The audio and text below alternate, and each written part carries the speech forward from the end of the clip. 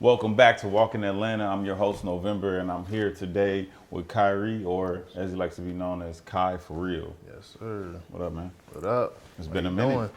Well, a little minute, you know what I'm saying? Been good. What's been keeping you busy? Work, man. Entrepreneurship mainly, you feel me? Quit my job last year. I was working in Congrats. trucks. Yup.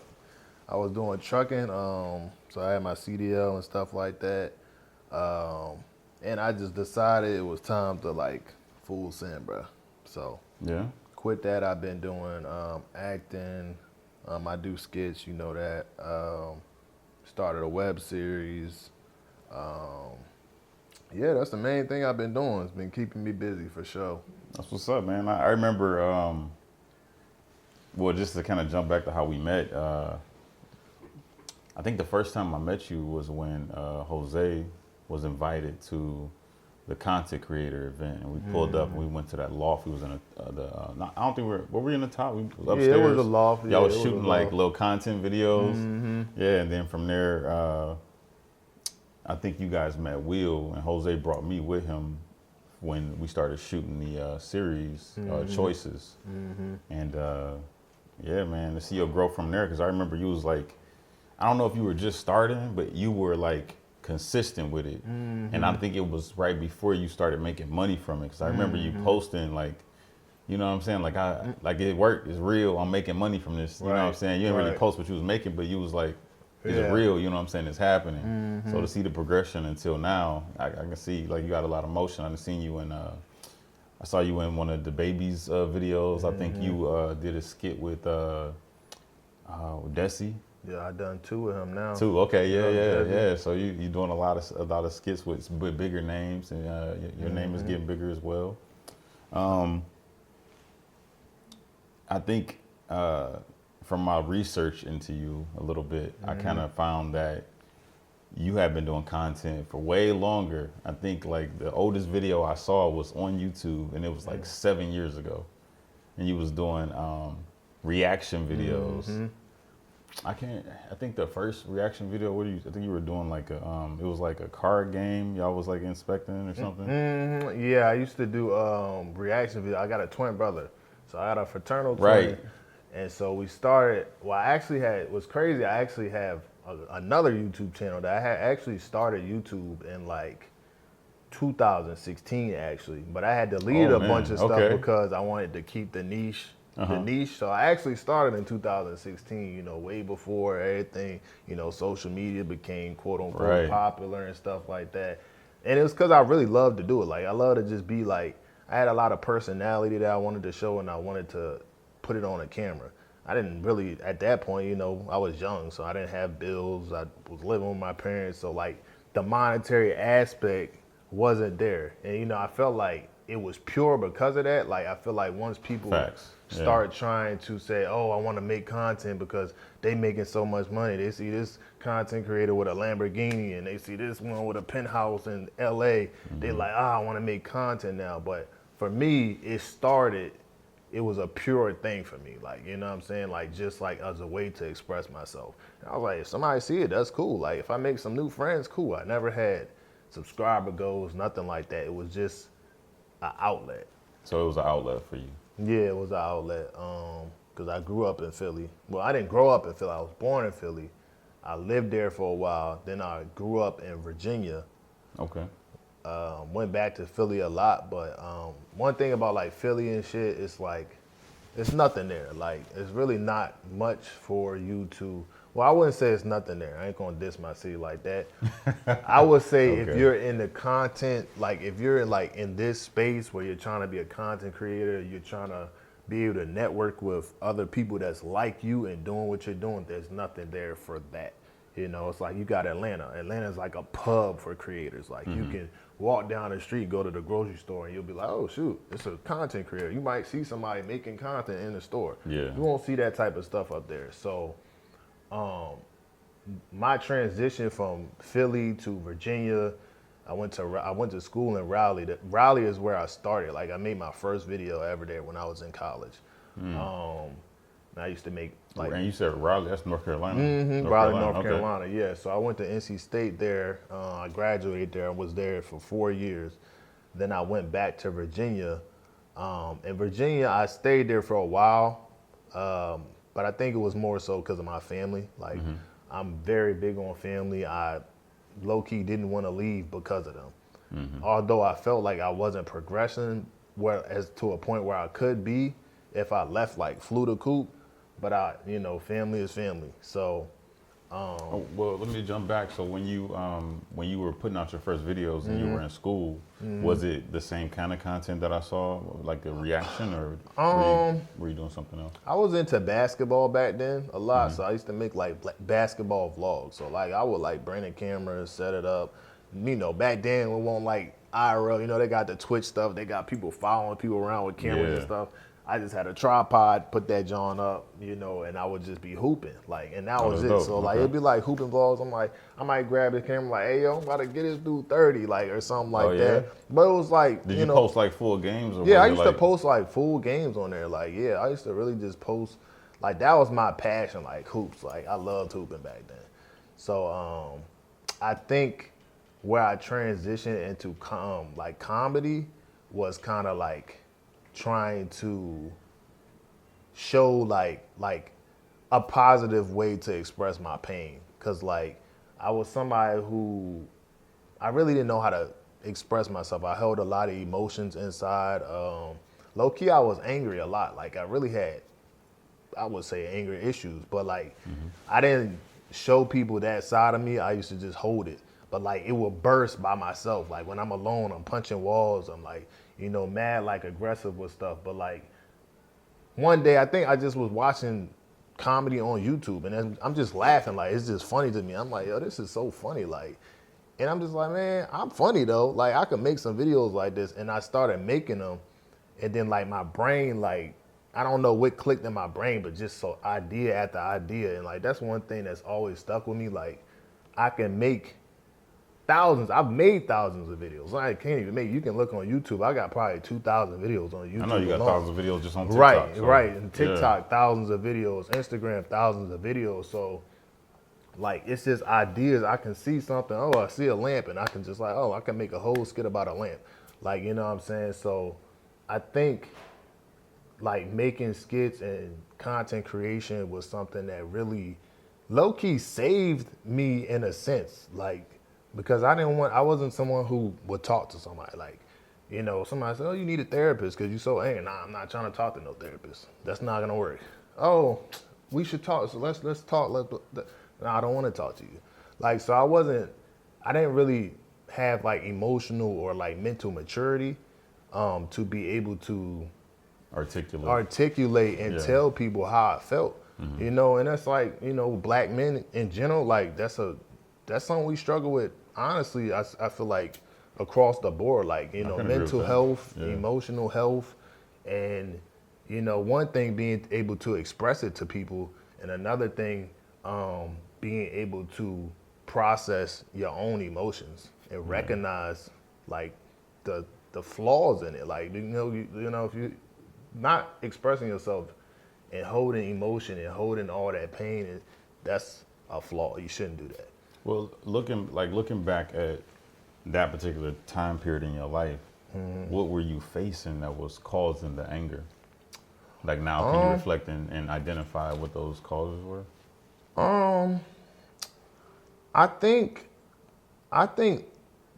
deep down, I always felt like I was like destined for more. Like, like that feeling, like it's like, when you see them superhero movies and it's always like they feel like they was meant to fly or something like that. I always felt like meant for more. I was meant for more. Yeah, I always felt like, they always say, oh yeah, you need to go clock in, you need to get you a good job, you need to do this, you need to listen to your boss, you need to listen to your, and do whatever they say. Even my parents, that's what we were taught. But that's just how we were taught growing up. Like my parents would say, hey, I want to do YouTube.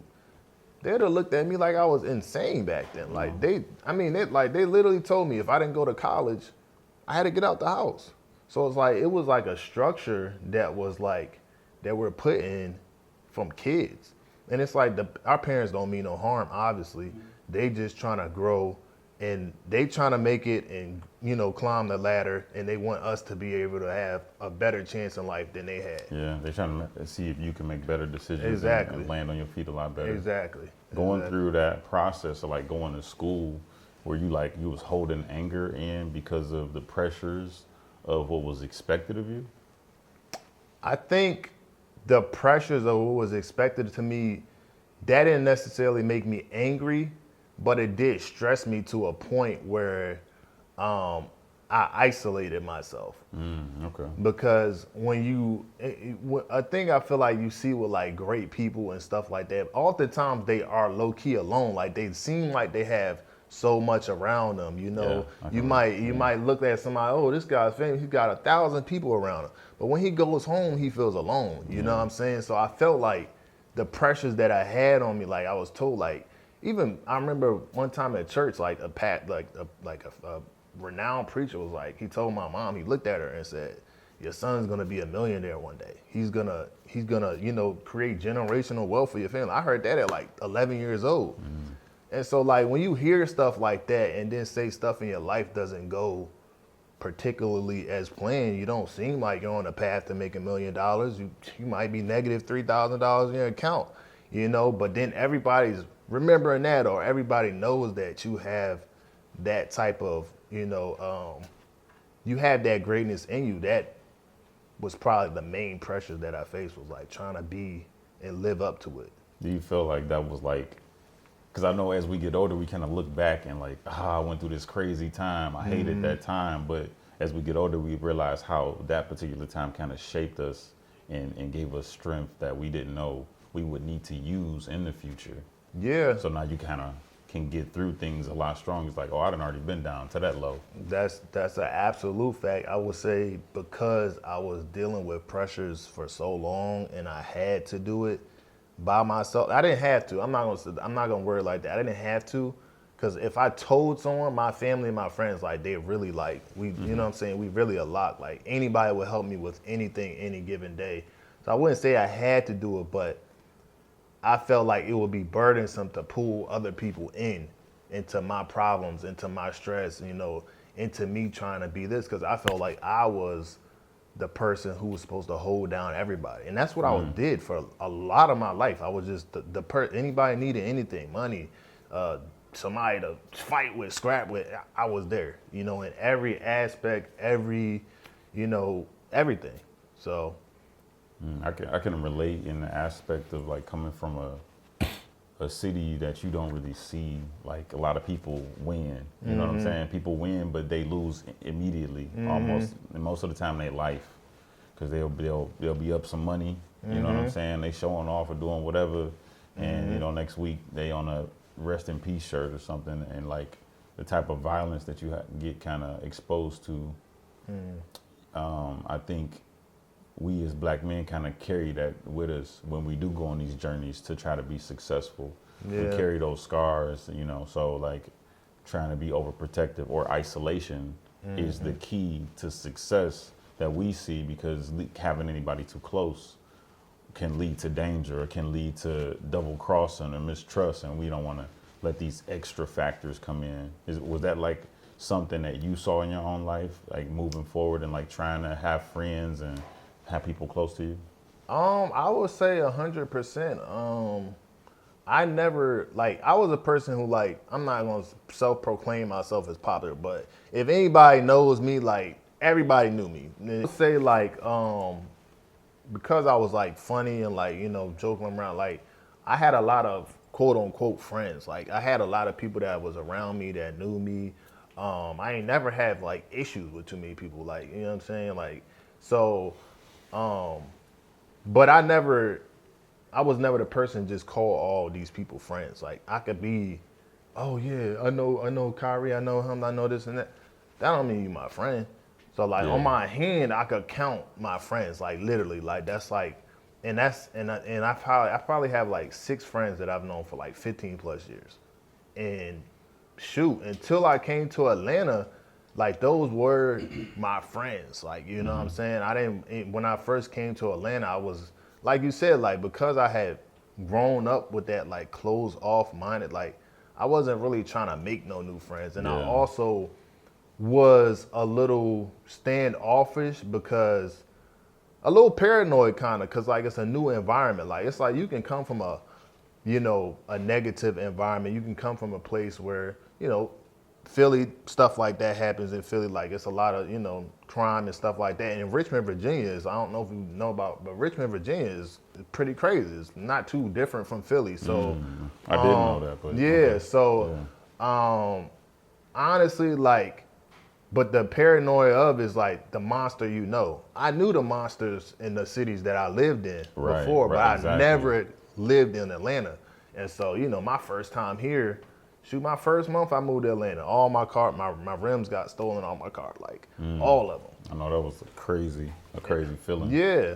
Mind you, I'm in a gated community. So it's like, it was like calculated. So to know that somebody that lives in the gated community with me was watching me, able to do something like that like put my guard up like another level when I moved down here. So I know that feeling, just like when you in the city, because in Detroit, like, you don't bring nothing through your front door. Whatever you have, you pull your car to the back and you bring it through the back and you put a blanket over the TVs. Like, we just notice because people watching you all the time, and to know that you would have to like bring that other side out again, you know what I'm saying, or tap into that other side. Like, where was you at mentally just coming out here? Man, I'm not gonna lie to you. The first like 2 months after that happened, I went outside at 3 a.m. with my gun, bro. And I was watching my car. Like, I literally set an alarm to go outside, but that's crazy. Like, it sounds crazy. It makes sense to me, though. I understand completely, because I'm like, I'll be outside too. Like, I want to see if he coming back. Yeah, you know what I'm exactly. saying? Like, it sounds crazy, and my girl be like, "What are you doing?" Like, I'm literally alarmed for 3 a.m. because I'm like, that's probably when they stole it. Like, I'm trying to do the math and I'm trying to do this and that, and I felt so slighted, and like, obviously, it was my ego. As a man, and like, I felt like, whoever it was, they got over on me. I'd rather like have the chance to do something about it than just let them get over on me and say, karma's gonna get it. No, I want to be the karma. That's how I was. But that negativity is not productive, and it's not safe for you personally or the people around you. At the end of the day, I live with my girl. So at what point did you realize that though? It probably took me a good 6-7 months for me to open my mind back up to the possibility of like making friends and like, being able to like really develop something here. Because that's what it is. Like, mental is like, that's half the test, is being able to still your mind and like, refine your thoughts. And a lot of times when you go through adversity, it's not so much as the adversity kills you, it's more the mental that kills you. Absolutely. Like, if you allow what you go through to shape your mental in a negative way to where you can't climb back out, that's what kills dreams, that's what kills people, that's what kills, vision, that's what kills it, is when you're not able to steal your mind and be able to come back to. Like, you have to be able to grab onto something and come back to it. But did you have a practice in which what you do to kind of? Honestly, strange. Well, one thing, I like watching anime. Like, anime for me is like therapeutic. Yeah, it's low key there. It's crazy, and like, before it got, because it's kind of now it's like mainstream a little bit. Right, now it's low key, like, because it's like a lot of celebrities watch it now. Everybody's, it's cool.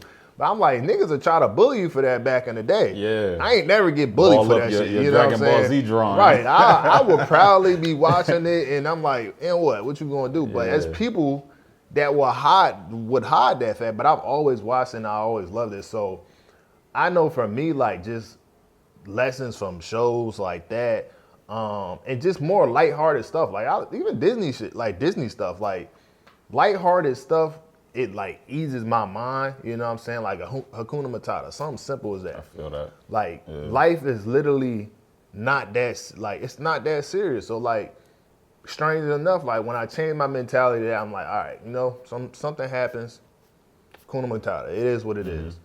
I got my car broken into again at the next apartment that I moved into. So I had two choices. I could have been mad again because I woke up. It was the same thing. I woke up, going to work. My things were stolen from me. I looked at it. I thought about it, and I'm like, okay, well, just Uber to work, call my insurance company, et cetera, et cetera.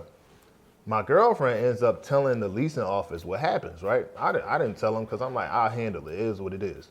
She told the leasing office what happened, and, uncharacteristically of any leasing office that I've ever been into, they paid my whole deductible for me. Wow. $500. Wow. Like, they was like, you know what? We're sorry that happened to you. We're going to pay your deductible. And after that happened, I'm like, yeah, see, the way you look at things really can shape your reality. You know what I'm saying? You can't let circumstances shape your reality because once you do, you're done. Because stuff happens every day. Absolutely. Look at the world we live in. Like, in that time, you unlearned, bad habits and experienced behavior that was repetitive. I think that when things happen again, it's like, because you made a decision, like, okay, I'm changing. I'm going to do something different. But I feel like whenever that happens, whenever you make a decision, the universe is going to test you again. Like, all right, let's see. 100%. Let's see if you for real about 100%. it. And that was your moment. That 100%. That was my moment right there. And glory be to God, I was able to pass it in that instance. And I've been continually applying it. Like, you know what I'm saying? So I would definitely say, like I said, make sure, y'all that's watching, make sure you are taking care of your mental, your emotions first. You know what I'm saying? Because if you don't have that in order, you're breakable. Yeah. Like, mental warfare is like, everybody like bombs, this and that. All before the bombs, before the physical damage, it's mental. Like, the nations, they play mental war. They'll mess with terrorists. They'll say, all right, U.S., we're going to tax y'all more, or China. It's all mental before it's actual physical. Absolutely. And whoever wins that mental battles, that's who's going to win it all. It's not always about being the strongest, physically. It's about being able to up here. Like, this is like your greatest weapon, for sure. So just to jump back to when you were doing the comedy skits with, I don't know who that was on the YouTube channel that you two were reviewing it. Was that your actual brother? Yeah, that was my twin brother. So that's your actual twin brother? Yeah, my actual twin brother. Y'all had like a crazy chemistry on there where y'all was saying, like, he would say a piece of the word, you would say the next word, and it was like a sentence that y'all was completing together, but y'all had great chemistry on the videos. What happened with that? So my brother, he never was really into the space of social media. Like, I kind of brought him along because I was like, my twin, we did everything together, like, literally. So I'm like, yo, I'm doing this stuff, YouTube. I'm like, pop in a video with me. He popped in a video with me, and the video went really good. Everybody was messing with it, you know what I'm saying? Yeah. And so we kept doing more videos, and the chemistry was there and there, but he never really wanted to do social media. So he found a girl. That happens to most dudes. They find a girl. Your homie, your best homie. Yeah, man. He found a girl, bro, and you know how that go. You either can, some dudes can, work still, lock in. My brother, we was younger back then anyways when that happened. But once he found that girl, that man was smitten for days. And so, like, he ended up moving in with her, so we was not in the same apartment anymore. So that's what happened to that. So we kind of like cut the channel, and then it became mine because it was no consistency anymore. Like, that's one thing for me. I'm huge on consistency. I was like, bro, if we're not able to put this amount of videos out, this it's no point. You know what I'm saying? Because all you're gonna do is it's like having a big loan payment. Like, you can have a big loan and you'll be paying it for the rest of your life if you don't put in the consistency to pay more every single day. To me, you got to put in more every single day so you can pay that loan off quicker. You know what I'm saying? So the loan for me is achieving greatness in people understanding and seeing my craft for what I think it is, which I think is amazing. I think it should be showcased to everybody. I think my art deserves to be famous. I don't necessarily feel like I should be famous or want to be famous, but I feel like my expression and my talent, I want that showcased. So it's like people can say, they see like, oh, my movie over here and I'm over here in the corner. They glued into my movie. Damn, this movie's so good. Damn, Kyle, well, he did a crazy job. I don't care if they like all over me. No, enjoy what I made. That's what my thing. My purpose. I want you to love my purpose. I want my purpose to be famous. I want my purpose to be loved and adored. Like, you know what I'm saying? Me personally, I don't care for all the, the oohs and ahs for me. I want what comes out of my mind and comes onto the screen. I want that to be loved because that's why I do it. Like, I think the best quality that I've noticed from you is consistency. I've seen you build your TikTok, and then from doing my research into you and seeing like your YouTube, I'm like, I'm scrolling. I'm like, you got hella videos, man. So like, what is maybe a secret or a tip you can give people at how to be consistent? Consistency, it starts with discipline of the little things. If you can't discipline yourself on saying, hey, I'm gonna wake up at this time and go to sleep at this time every day. Because you go to sleep late, you're gonna wake up late. You know what I'm saying? Or you say, I'm a little chubby and I wanna work out and I wanna lose this weight, but you only work out for 2 days out the week and you still eating, pie and ice cream. You have to work on those little things first to build true consistency. So for me, I say, okay, I give myself a goal. At first, how I first started, I'm like, I'm gonna make one video a day every single day, right? For a week. That was my first step to consistency. Once that became something like, it wasn't even something like, I'm like, I have to do this. I literally was like programmed in my head, like, all right, I ain't made a video. All right, let me make a video today. It don't matter what it was. I was going to make something. But then I'm like, you know what? One video, I got so much on my mind. I have so many ideas. That's not enough. So I was like, you know what? I want to make 3 videos a day. And then I'm like, all right, let me start. It's a little difficult. It was hard. But I'm like, all right, let me try. Let me make sure. Let me clear my schedule. Let me make time for this. Because one thing about it, you're going to make time for stuff you really, truly want to make time for. And that's the thing. People will say they want to do this, they want to do that, but they won't make time for it. They'll say, hey, I want to make $10,000 in 3 months. What are you doing to do that?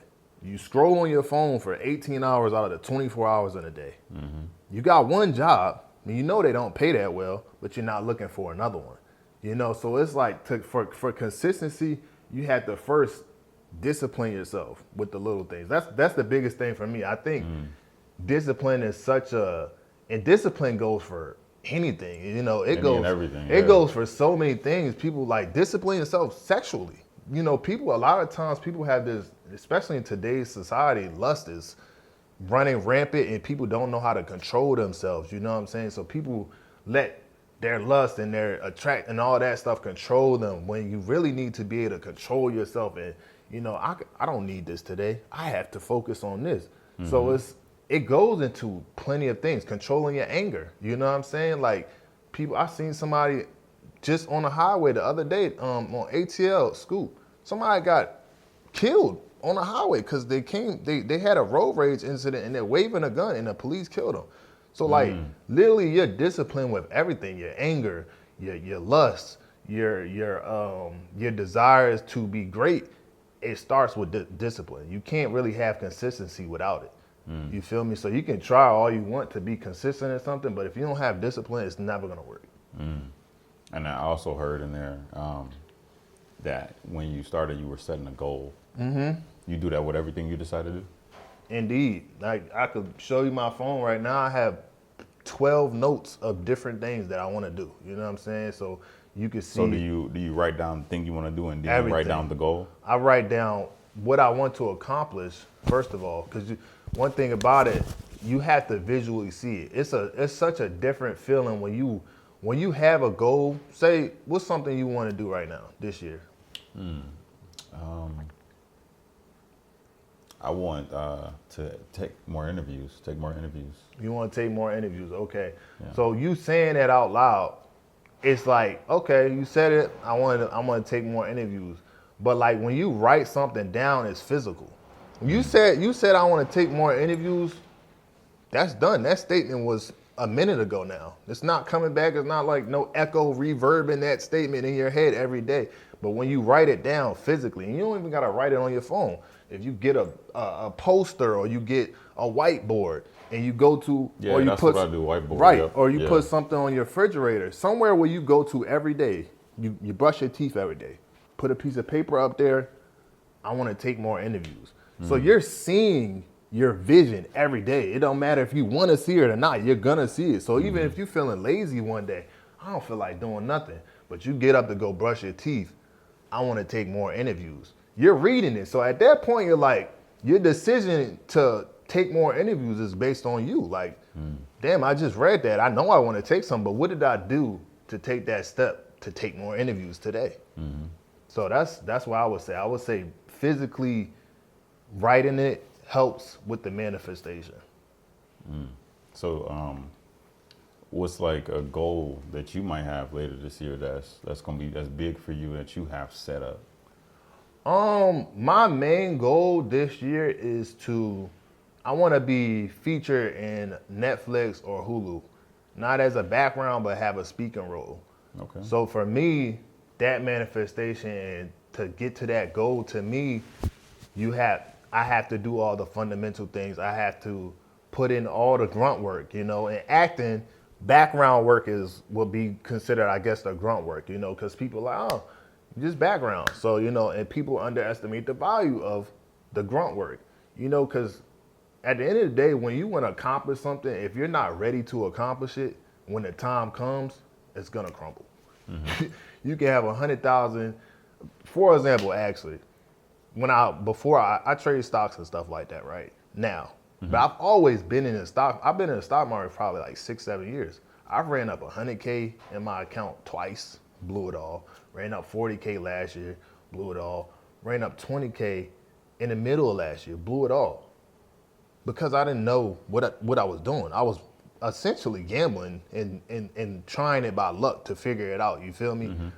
Then I said, you know what? Let me learn the skill. So like, to put that to actor, you can't just say I want to be an actor. Absolutely. And just be like, oh, okay, I'm gonna just be an actor today, and think. If you're in the acting game, and those who are actors know, you ain't just about to be in no movie because you said you want to be an actor. Absolutely. It is a lot of background work. So you have to, for me to get to my goal, acting classes,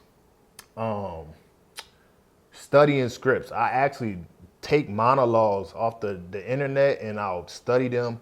I'll go over them a bunch of different ways. I'll say them a bunch of different ways. I practice expressions on my face. Like if someone's to say something that pisses me off, I'm working on how my face is gonna look when I'm mad. I'm working on trying to make myself cry. I'm working on films, independent things, like to put myself out. Okay, I don't have a speaking role. Well, someone can see me acting because I'm creating, you know what I'm saying, a speaking role for myself. You feel me? So it's all the little things that push into the bigger goals, and you have to have the little things to be ready for the big things. So all that to say, when I had all the money in the stock market, I didn't have the little things to be ready for the big things. And people always wonder how people make so much money and they blow it, because they don't have financial literacy. They don't know how to manage money. So it's easy to say, it's easy to look at a person and say, there's no way I will blow $30 million. Yeah, you would. You would definitely. Yeah. 30 million. Yes, you would definitely blow $30 million, because the first thing you do, buy all the cars, buy all the this and that, and then you might do stuff will say, oh, well, I got $30 million, so I can spend this much on this. And you'll keep doing that until you, damn, my money is going down quick. Or you make some horrible investment. Or you make a bad investment, or you make a thing. So when you're chasing your dream, you have to make sure that you're ready for the goal that you have in mind.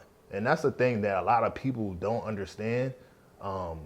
You might want the fame, you might want the riches, you might want the glory, but if you're not ready to know how to handle it when it comes, it's just gonna not work out for you. It's gonna crumble. So right now I'm in a process where I'm gonna be ready when my number's called and they say, hey, we want you to do a movie with Will Smith. I'm gonna be ready. Oh, he said it here first. I'm walking Atlanta. I'm gonna be ready. I'm gonna be ready because I practice. I be in the mirror by myself at home doing, you know what I'm saying, the monologues. I do the work. I look, I research. You know, I watch interviews from great actors. You know what I'm saying? I watch old films. I do everything under the sun, but it's the stuff that people don't see. That's the stuff that makes people great. People always just think people just pop up and they just amazing. They just great. No, these people, your favorite artist was probably making music for 20 years and nobody noticed them. And I'm not talking about these little Ice Spice type artists where they get these lucky, you know, TikTok songs. I'm talking about real artists that really solidified themselves as legends in the game. They've been working for a long time. Yeah. Off camera before everybody's seen that. For people before you even seen their face. Yes. Yeah, absolutely. So it doesn't come by luck. So that's one thing I've always say. If anybody ever, when I get to where because I will get to where I want to go because the work is always there. So when I do get there, no one will ever be able to say it was luck. Because like you said, do your research. I've been doing this. Yeah. Most people after 7, 8 years would have been like, all right, it's time for me to try something else. I'm still here. Yeah. So just to kind of piggyback off of that, I met a guy who, when I was doing background roles, out here in Atlanta, he was, I forget what he was dressed up in for this particular role, but just having a chat with him, he had got a speaking role on Ozark. And it stemmed from him being a background actor. Right. He was there for background. He was in the background, and somebody didn't show up, or maybe they just wrote in something else, and they looked at him and said, "Hey, we're gonna pull you up." And he ended up that got his SAG card, everything. But and the crazy part is that he told us is that he had a girlfriend at the time who was an actor, and she liked to do background work. So she told him, just come along, and he never really did that kind of stuff. So it was kind of like he was at the right place at the right time. I mean, you just never know what you'll get pulled into. So you just never know, man. Yep, Yeah. And to that point, I just did a short film probably like a month ago, and that was the same premise. Like, I literally came there for background. The main person didn't show up. They looking at me, then they're just like, "What are you here for?" I was like, "I'm here to do background." It's like a boxing movie or something like that. And they're looking at me because the person that I'm supposed to be opposing, he's a very imposing person. And, you know, I'm like imposing, got the task, I'm tall, da-da-da. And they're like, "I'm not gonna lie, you low-key fit. We might need you for something." They checked to see where the main person's at. He's an hour away. They said, give me the lines. They said, "Could you do this?" I said, "I'm an actor. Of course I can do it." Yeah. So you know what I'm saying? Of course I can do it. So I took the lines. I rushed back to my house to get the outfits that they needed me to wear, all that stuff. And so I don't know when it's going to come out, but I'll be in a film where I'm featured speaking. It's not like a big Netflix or nothing like that, but it's a feature role that I wasn't previously. I didn't audition for it. I just was there at the right time. Stay ready so you don't gotta get ready. Exactly. Yeah. Oh, man, that's dope. That's dope. Yeah.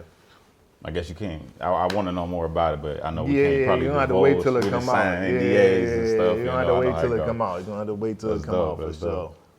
I think that you are definitely an exceptional person, especially with the way you commit yourself to things.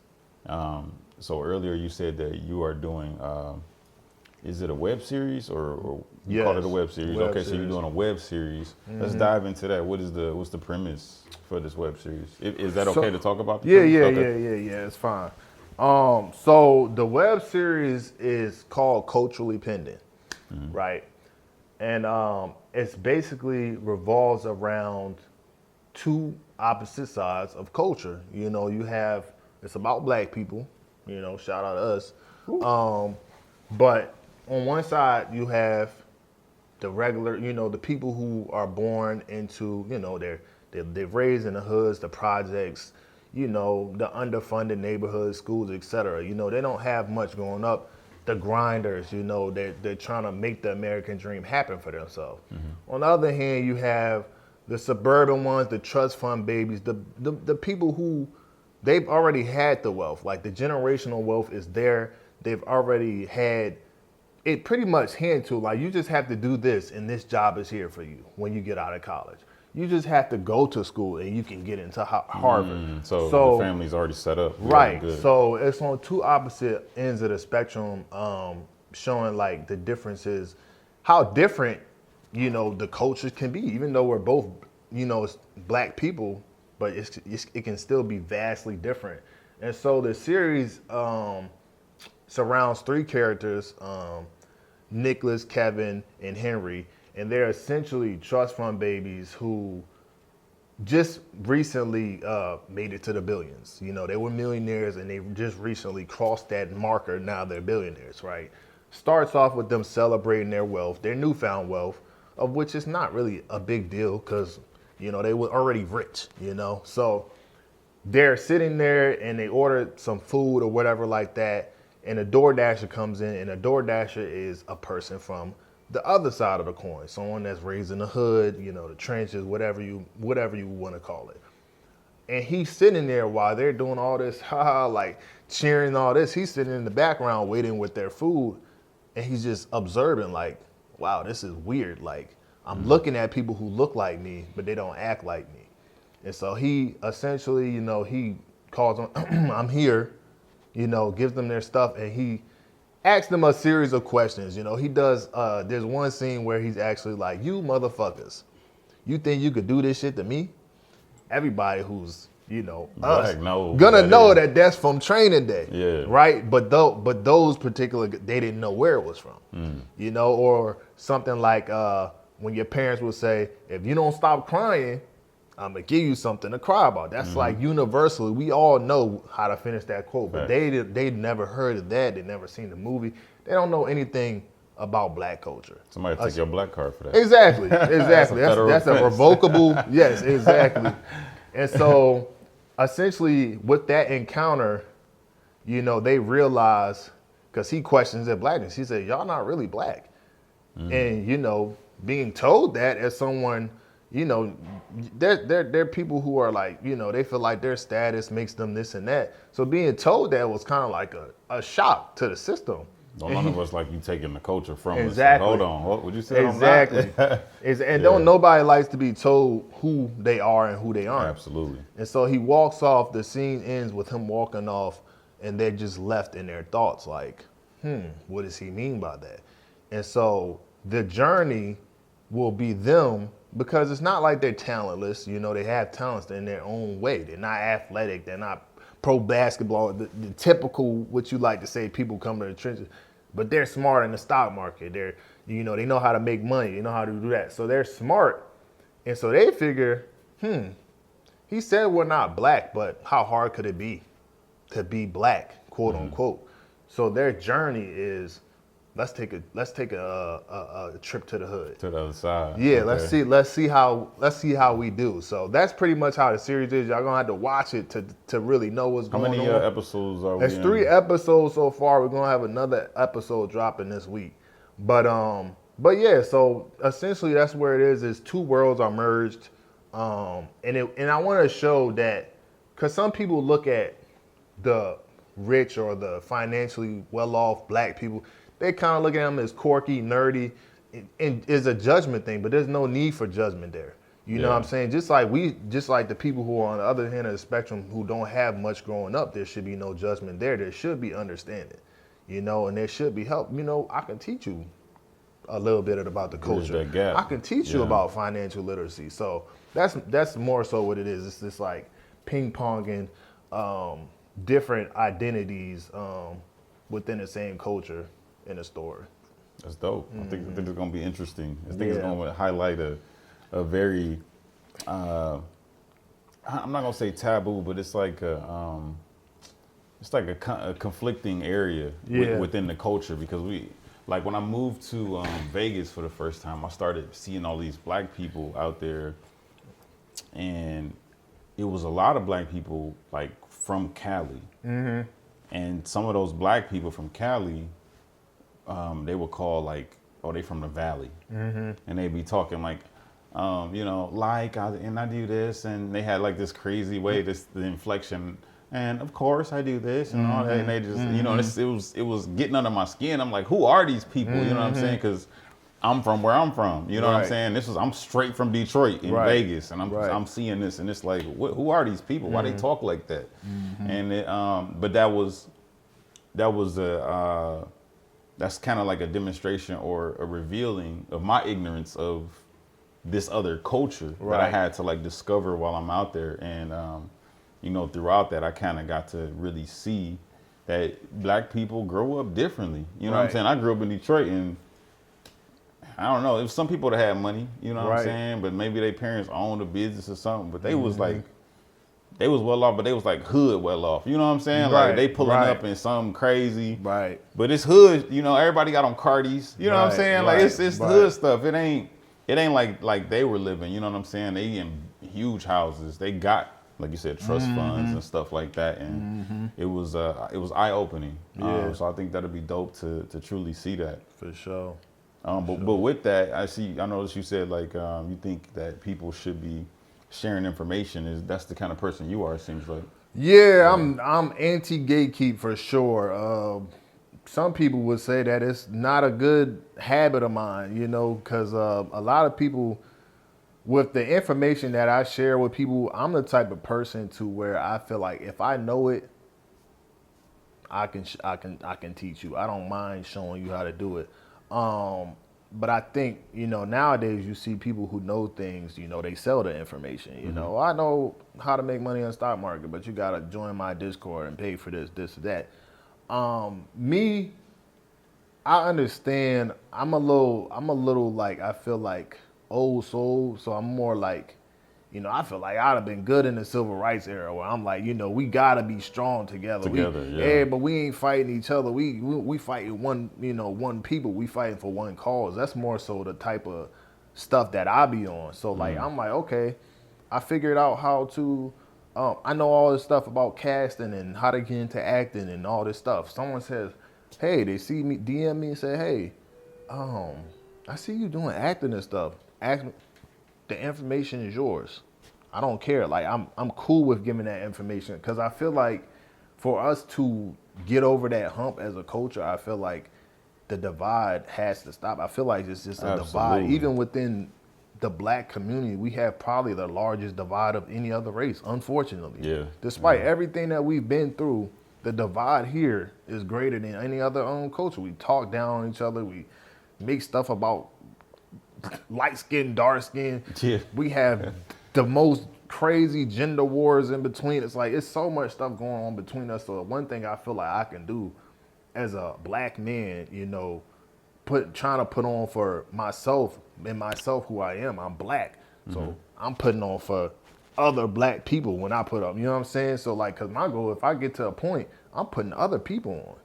I'm not gonna be hiring I want to put my people on. So as far as the gatekeeping and showing people, I like to share my information and help other people see that there's other things they can do. Like, you want to do this, you can do this.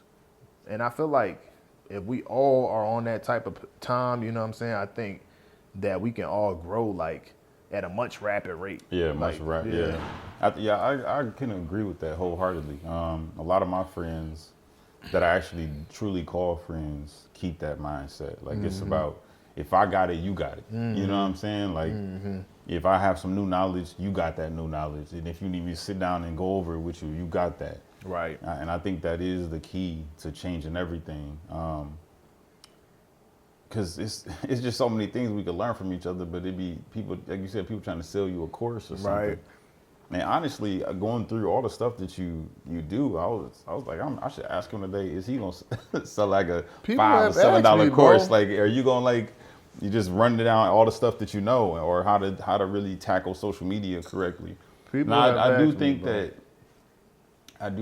at some point, if you have some knowledge, some expert knowledge, that you should maybe monetize that in a way, but not to the point to where, because I see people monetize things and put it at $1,000 to learn a skill, or you know, like I think 25, 50, something like that. That's a little more reasonable, makes more sense. But I think it's honorable for you to give information because I do the same thing. If I know it, you got it. I'm not about to charge you for it because right. Sometimes I done learn stuff that I don't even use. So I'm just gonna give it to you because maybe I would learn it to give it to you. Right. And that's how I think about things.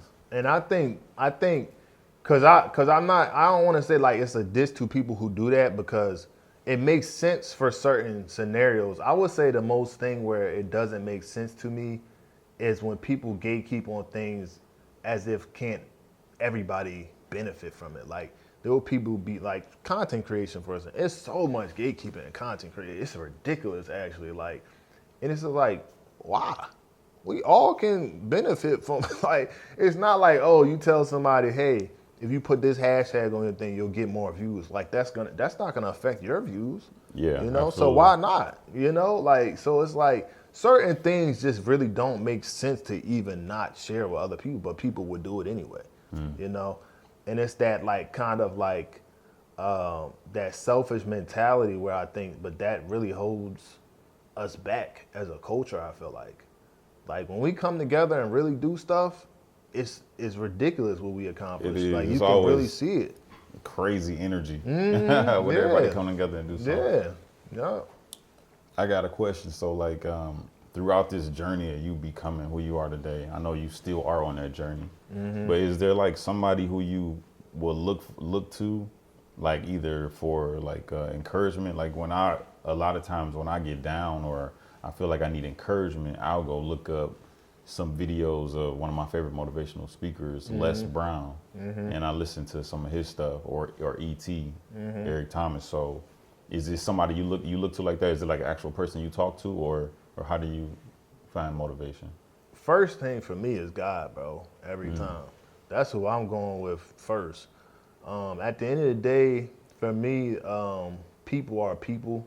And you know, the clarity that sometimes that I feel like I need, I don't know if I can get it from a human mind, like someone who thinks on that perspective, like, because I need something that's, a lot of times I need stuff that's neutral and I know it's like the right thing. Not what I want to hear, but the right thing. And it's not that I don't have people that give me the right thing, but I've been praying, like, that's one thing when I was telling about stealing your mind and stuff earlier, like, that's something that I like, that's like I don't not do that. I pray every single day. Yeah. Every single day, like, I have to pray. And the discernment that I get, bro, like, before I used to think it was just me. I'm just so smart. Like, I just know all this stuff before it happens. I just knew this was not going to work out. No, it's discernment because God is telling. When I hear that voice, it's not my voice, it's God telling me. So the first person, that's who I go to first. I pray. Like, that's going to be the first person I talk to every morning. But I would say, secondly, if we're talking like just a person, like something physical on this earth, this plane, I would say my mother. My mother is like definitely that person for me, for sure. Then my sister, like my sister's a very strong woman. Like, she's going through a lot of stuff.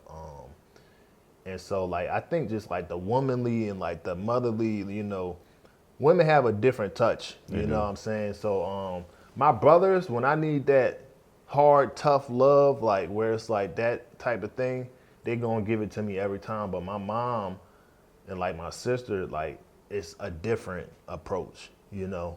You know, women have great discernment with stuff when it's not a relationship involved.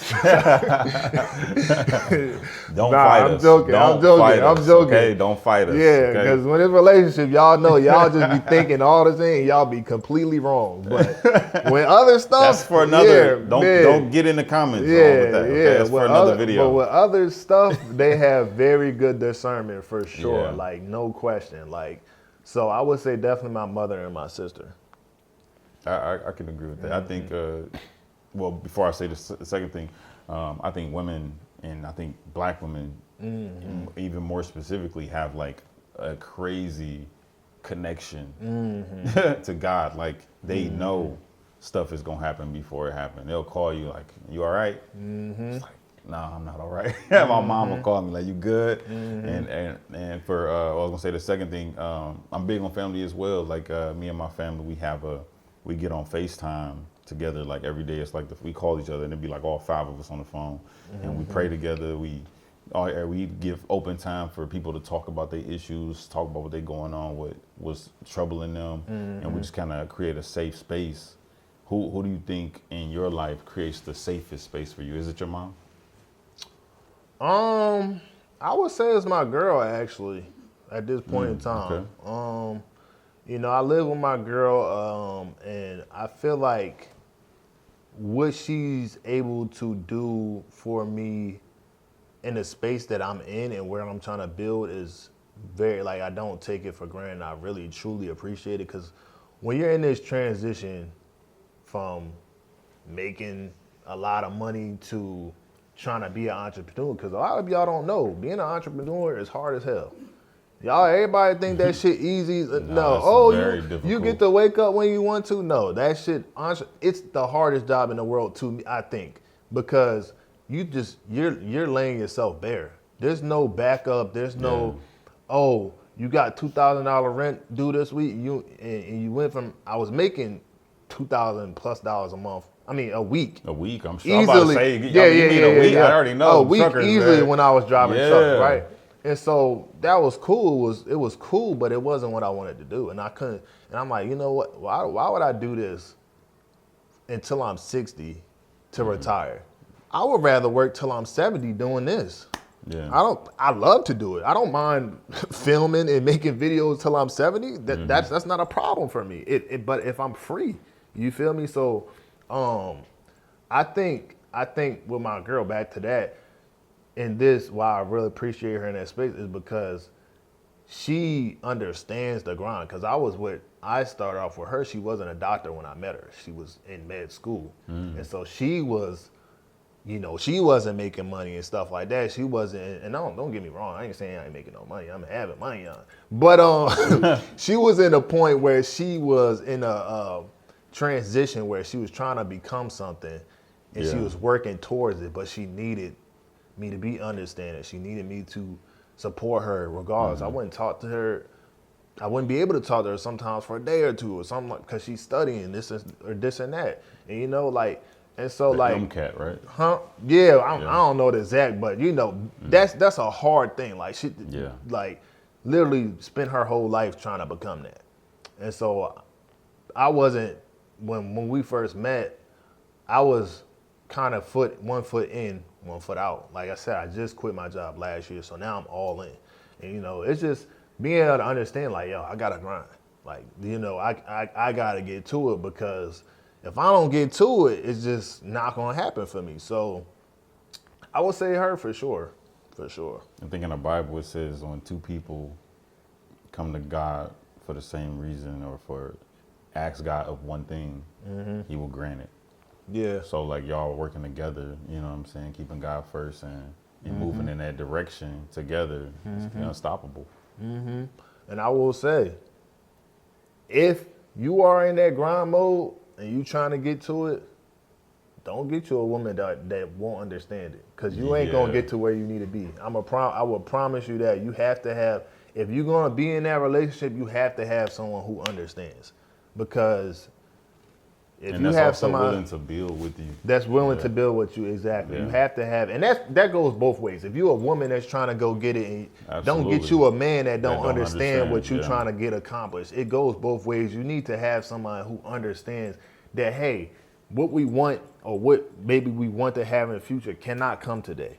It might not come a month from now. It might not come 2 years from now, because I'm trying to get there. You feel me? So, and I've heard a lot of successful stories, man, or people like, you know, killing it, or, you know, after they've had this long stint in them working a job, but now their girl it was a comedian, I can't remember the comedian's name, but he was saying how he was working a lot, and his girl was trying to, you know, get where she was trying to get to, like the same situation, and she got there, and now he's out touring, you know what I'm saying? He's a comedian, so he's doing all these stand-ups now. He's hot, he's on fire, but now they on fire together. Right. And that's like a crazy thing. I think as a creative, when you really on that mode and you got that person, that's the dream. You know what I'm saying? Bro. Like, we can be on together. Yeah, bro. That's it. Like, hand in hand, Bonnie Clyde, bro. Like, that's That's what you need. And it could be, that could come in the form of a relationship partner or like a true friend. Like you have to have that person, like, cause you can't do this by yourself. Yeah, that's why some people have cliques like Ky4Real. Yeah, you got the groups and stuff like that, but you have to have somebody that's got you completely. Like y'all really in it together, no matter if that's your film partner who you do this stuff or your business partner. Y'all have to be like, you know, y'all gotta be like that, locked in, bro. Like, and like I said, you can't do it by yourself. Like even people who think maybe, oh, I've never collabed with somebody. The views that you get and the people that follow you and come commenting on your page every single day, you getting help from them. Like they don't gotta come do that. You're not becoming famous by yourself. You becoming famous by the people who support you. That's the irony. People think they doing stuff by themselves. Oh, I made it this far. No, the people who support it. If you got a business, the people who purchase stuff from you are the people who helped you. People helped you. Some people don't see it like that. They see itself as, oh, I was buying everything from out. Nah, it's the people around you, and so it's important to like, especially with that, appreciate that stuff too. Like I think that's big. Yeah, I don't think I've ever heard anybody say that. Yeah, so tell them again. A lot of people don't look at it like that. They don't look at it like that. You didn't do it by yourself. You know, if you was a musician, guess what? Somebody listened to your song 3,000 times in a week. Somebody bought your tickets to your concert. If they just said, I'll just listen, I don't want to, you're not a musician. We are who we are because of who support us at the end of the day. That's big.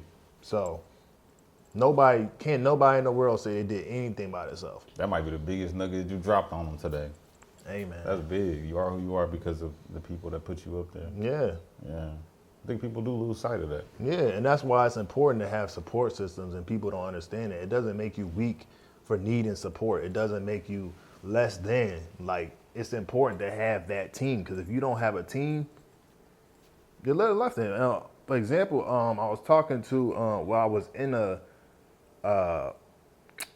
was like this event where this guy, Mike Bless, I don't know if you know what that is, but he's like the producer. Sounds familiar. Yeah, he's like the executive producer for Country Wayne. Okay, yeah. Yeah, Country Wayne is the biggest skit creator on the planet. Yeah. 100%. He's making like $1 million a month from skits just on Facebook alone. He nets 1 billion views every month on Facebook, which is insane. A billion views every single month. Each one, he dropping like 5 videos a day. Each one doing like 5. No, he drops like 20 plus a day. Oh, 20? 20 plus a day. But what the guy Mike Bless was telling us, he's like, there's like someone asked him, it's like, how do y'all do that? Like da da da. He said, I don't do anything. I have a team. That was what someone who's made it. He's, shining from head to toe, got the drip all, but he knows, like he said, I didn't do it. I have a team that helped me do it. And that's really, I'm telling you, like, you have to have them people. It's important to find them teams, like, them people that really support you and help build the bricks for that road that you on. You feel me? So. Man, that's big. Right? So are you building your own team right now? I'm trying to, bro. With coming with building a team, it comes with its frustrations, because a lot of people have big proclamations in life and they'll say they want to do things, but they don't have that same fire that you have. Yeah. And so you might think you have a team. They show up twice, they show up 3 times, then they don't show up no more. Now you got to start over.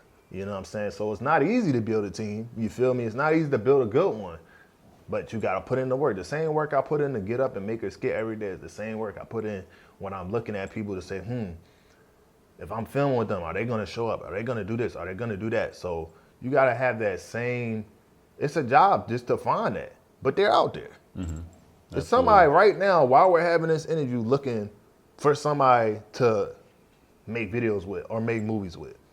And we might be talking about the same thing to do 2 different cameras right now. And then one day we'll meet and then we will be perfect together. You know what I'm saying? So my thing is, good things come with time. You just got to be patient with whatever you're trying to do and just do it right. And most importantly, enjoy the process. Because once you start looking at the process as some hard job that just everything just it's just this. You're gonna hate it. And I was there last year. I would think I was gonna stop creating content at a point. Like it's probably one of my lowest years in my life last year. And I was low key was like about to just say, "Nah, I'm done with this." So it's important. It's important to make sure that you have fun with it. And I was only gonna be done with it because I wasn't having fun with it no more. Mm-hmm. You have to keep having fun. You have to remember why you started. Why you started doing it, yeah. And so it can't be for money because this is not something that just happens for people. It's a path. Like I said, some people get lucky. You got some people that do get lucky. Most people don't. They'll go viral, but most people nowadays go viral and they become famous from doing stupid stuff. And they'll be the same people where you see these Disney stars strung out on coke and drugs, and they, you know what I'm saying? So it's like, I got this one story. You remember the guy that used to be like, had a crazy. His face was strange, but he's like, got him. Yeah. I remember him. Yeah. You know, you get famous off of something like that, and that's like clickbait or just a fad for the moment, but. Yeah, I used to see him walking down the strip in Vegas, and he's like begging for money. Yeah, and it's just like like you might get a moment of fame, but like you said, like when you are unprepared, and like for the blessing that's bestowed upon you, you'll handle it improperly. Exactly. And when you do, you basically giving it all back. Like when you say you want the money, boom, you give it back. I've done that. I have made like $5,000 in Forex. And gave it right back because it was like I didn't know why I made it. Right, you didn't know. And I think that's a big thing to be prepared for the blessing that you gotta be prepared for it. Everything you do every single day, up until the day you get what you asked, what you prayed for, is gonna make you ready for it. Preparation. Mm-hmm. Is there something that you feel like we didn't touch on that we should have touched on? I would say this: humility, God, consistency, and and just the fun, bro. Like those things, bro. Like God first, obviously, bro, and humility, bro. I would say second for sure because. A lot of people think that what they have is not, it's everlasting. The only thing everlasting is Jesus Christ, bro. So you can be rich today, poor tomorrow. It's literally, you can have, and if you're not poor tomorrow, you can lose a arm in a car accident and now your whole life changed. You could lose a leg, you can be paralyzed. You got millions of dollars, but you can't walk. But you was treating people like shit when you was rich. And now you got to get pushed around. Like, so it's so many things like that can happen to you. Like when you're not humble, the fall will be even worse, bro. Like, so just treat people well, treat people good, cherish every relationship, like value. Like when you meet people, networking, huge. Like it don't matter if you know if they're this person or that person, because a lot of times, especially in this space, people will not kick it or, talk to people who are not, famous. They don't got a million followers. They don't got a blue check. Whole time, this person with 500 followers is a director on Netflix. You know what I'm saying? They don't care about followers. They're directing a Marvel movie. You just didn't even walk up to them because you didn't know them, or they didn't look like they was somebody. So my thing, like just be kind to people. You never know who you're coming across. Who you're around, and that's something like I really like. Like I never was mean to people like that, but like even still, like me, I'm like making sure, like I make an effort to see people who aren't seen. If I come in a room and I see somebody, maybe it's the quote unquote weird guy at a networking event no one else is talking to. Yo, what up, bro? My name Ky4Real, bro. What you do? Always be kind to people at the end of the day. That's something. In this world right now, y'all see what's going on, that's like something everybody needs to practice, bro. Just be kind, bro. I can agree with that. Yeah. I think we are losing sight on like just having normal decency, normal humility for our neighbor or next person near you. Yeah. And to second that, I've met a few A&Rs who don't have like no kind of following. You would have no idea that they just left Sony or they just left Capitol Records. Like you have no idea who they are. So they could be standing right next to you. You just wouldn't know. Yep. So that's definitely big. Mm-hmm. Yeah, man. I'm excited to see, man, these new skits, the new direction you're going in, and I wonder what film or show you will be on Netflix or Hulu this year. Who knows, man? Who knows? I'm pretty diverse, I feel like, but it will likely be a comedy or action. I feel like, in my heart, that's what I feel like it will be. So, I'm sure y'all will see me. Huh? Y'all will see me, 100%. Yeah, drop your handles. They need to know where to find all. So y'all can follow me everywhere at Ky4Real. Everything you could think of: YouTube, Twitter, TikTok, Instagram, everything the same thing. Ky4Real. Boom. Indeed. Hey, so there you have it. Yes, that was another interview here at Walking Atlanta with Ky4Real. I appreciate you having me, hey, bro. Man. Yes, sir. It's a pleasure, bro. Yes, sir. Always. Peace.